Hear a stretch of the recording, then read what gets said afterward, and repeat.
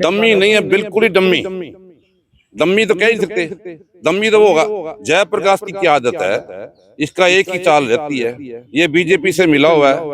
MP बने कितने दिन हो गए, रेस्ट हाउस में आवे फोटो खिंचवा के 4 आदमी का चला जाता है। क्या हाल है शहर का, कभी इसने गया किसी मोहल्ले में गया हो, किसी दिल्ली। ये सब गेम प्लान है। हिसार की जनता इन आपसी लड़ाइयों में चाहे बीजेपी की हो चाहे वो कांग्रेस की हो, बुरी तरह से पिस रही है। हुड्डा साहब के और ये उदयबान खुद इलेक्शन हारे बैठा, आज तक उसने रिजाइन। और सिंगला जी क्या बोल रहे हैं, सिंगला जी एक ही बात कह रहे हैं, अभी ये भारी या हंसी का है। यो लोकसभा का जो सांसद है ये कहाँ का, ये कैथल का है, इसका भी कोई लेना देना नहीं था। ये लोगों को बताते हैं भी वो भारी है, लेकिन आप खुद भारी हैं ये।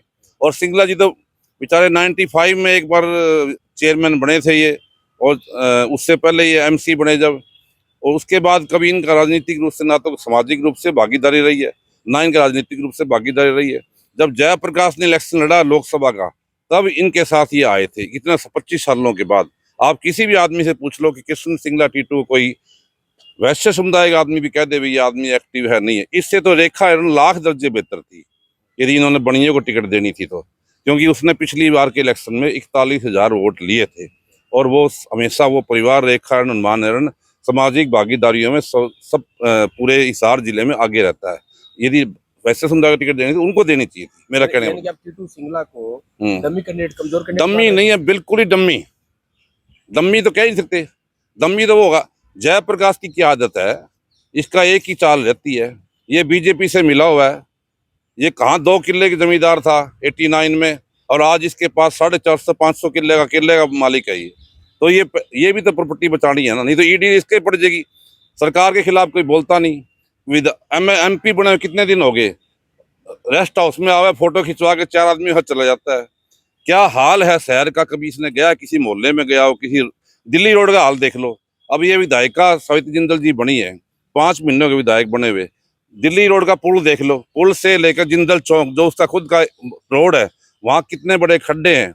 आज मैं पढ़ रहा था तो भी अब वो खड्डे रोड बनाने के लिए मंजूर किए गए, क्योंकि अब कमल गुप्ता जी और सविता जिंदल जी इकट्ठे हो गए हैं, इसलिए ये रास्ता खुला है रोड बनाने का और नाला ठीक करने का। तो ये सब गेम प्लान है। हिसार की जनता इन आपसी लड़ाइयों में चाहे बीजेपी की हो चाहे वो कांग्रेस की हो, बुरी तरह से पिस रही है, और कोई सौदा नहीं है। अच्छा, हिसार में पहली बार कांग्रेस जो सिंबल पर चुनाव लड़ रही है, और कहीं नहीं जिस तरीके से आपने आवेदन की इच्छा जताई थी, लेकिन ठीक है टीटू सिंगला को पार्टी ने टिकट दे दी, लेकिन आपने लगातार लोगों से राय की कि क्या डॉक्टर रमेश पुनिया को चुनाव लड़ना चाहिए, नहीं लड़ना चाहिए, तो उसमें क्या रहा? क्या रमेश पुनिया को ऐसा लगता है कि अगर रमेश पुनिया भी मैदान में होते तो मुकाबला कुछ और होता? नहीं, मैं यदि आवेदन ना करता तो मैं आज़ाद लड़ता। आवेदन करने के बाद मेरी आदत है, अभी मैंने एज बतौर कांग्रेस पार्टी आवेदन किया था, तो मेरा एक नैतिक फर्ज नहीं बनता मैं जिस पार्टी के आवेदन कर रहा हूँ तो मैं उसके खिलाफ खड़ा होकर आज़ाद उम्मीदवार लड़ूं। बस मेरी ये थी। जिस तरह से जो है कांग्रेस बीजेपी का मुकाबला जो इस मेयर चुनाव में देखे जा रहा है, लेकिन स्थानीय मुद्दों को लेकर जो है कोई चर्चा नहीं कर रहा, ना बीजेपी का प्रत्याशी कर रहा है ना कांग्रेस का कर रहा है। लेकिन ये किस तरह से देखते हैं इस एंगल को, जो जनता के मुद्दे हैं, जो समस्याएं हैं, मूलभूत सुविधाएं, उन पे कोई जो है मुद्दा नहीं बना रहा, ना विपक्ष ना ही बीजेपी, तो आखिर क्यों बना? देखो, मेयर प्रथम व्यक्ति होता है शहर का, और मेयर का हर जगह फर्ज बनता है, चाहे वो स्वास्थ्य का मुद्दा हो, शिक्षा का मुद्दा हो, पब्लिक हेल्थ का मुद्दा हो, प्रॉपर्टी आईडी का, और निगम आज के दिन सबसे बड़ा भ्रष्टाचार का अड्डा है, और लोग कितने दुखी होते हैं। लेकिन लोग इस टाइम बुरी तरह से फंस चुके हैं, क्योंकि पक्ष और विपक्ष दोनों एक हो गए हैं।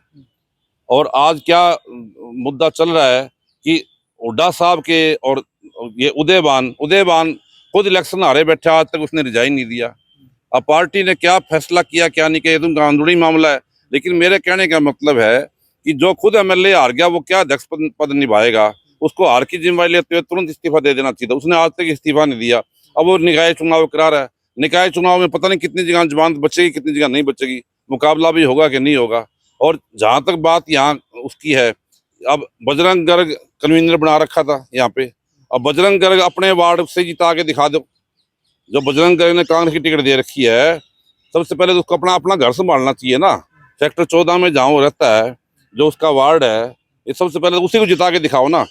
मेयर तो बहुत बड़ा चुनाव होता है, 2,68,000 वोट है मेयर के। तो यदि यही बात थी तो अभी यहाँ पार्षद के उम्मीदवार नहीं मिले इनको, निर्दलीयों का समर्थन करना पड़ रहा है।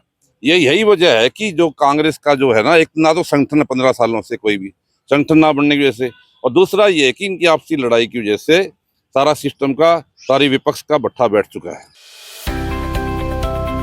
अब किसी भी प्रकार के दर्द से क्यों होना परेशान, जब ऑर्थो चार्ज कैप्सूल हो आपके पास।